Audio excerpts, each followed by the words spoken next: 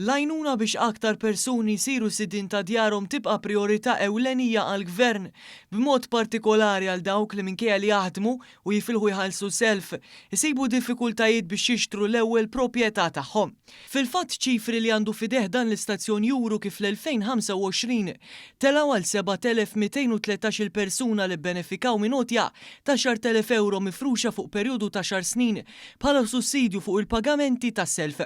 Din l-iskema hija waħda minn 1000 proposta li jinsabu fil-Manifest Malta flimkien u għandha lan li tgħin lil koppji żgħażagħ permezz ta' għotja 1,000 euro fis-sena għal 10 snin konsekuttivi.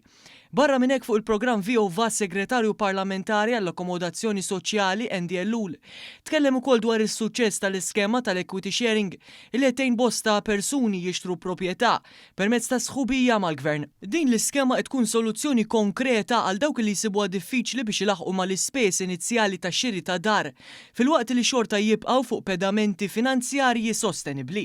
Investiment l-għamel il-Gvern fl-equity sharing, ġifiri, fi żmien 3 snin mill-2023 sal-lum, il-Gvern investa 12.6 miljuni ta' euro, 12.6 miljon, li minnhom ibbenefikaw 210 persuni.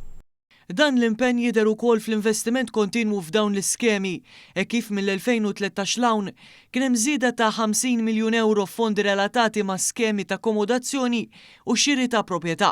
Kien hemm żieda ta' 50 miljun euro, ġifieri fi 12 sena, f'dawk li għandhom x'jaqsmu skemi in ġenerali issa. Ġifieri dak biex nurik Trisha kemm hu b'saħħtu l-impenn tal-Gvern f'dan is-settur. F'dan il-kuntest is-segretarju parlamentari irrefera għal ħidma li għaddejja fuq diversi proġetti ta' akkomodazzjoni soċjali f'lokalitajiet differenti bil-għan li dawn jitlestew fl-iqsar żmien possibbli. Huwa spjega kif l-2025 bissaru 900 allokazzjoni fil-waqt li enfasizza li l-proċess biex wieħed jingħata akkomodazzjoni soċjali huwa rigorus u mirat biex l-għajnuna tasal biss għand dawk li verament jixirqilha. Fl-aħħar nett dwar id-dialogu soċjali li jaqgħu wkoll taħt dan id-dekasteru, is-segretarju parlamentari Ellul ħabbar li fil-ġimgħat li ġejjin se titnieda kampanja nazzjonali dwar il-work-life balance.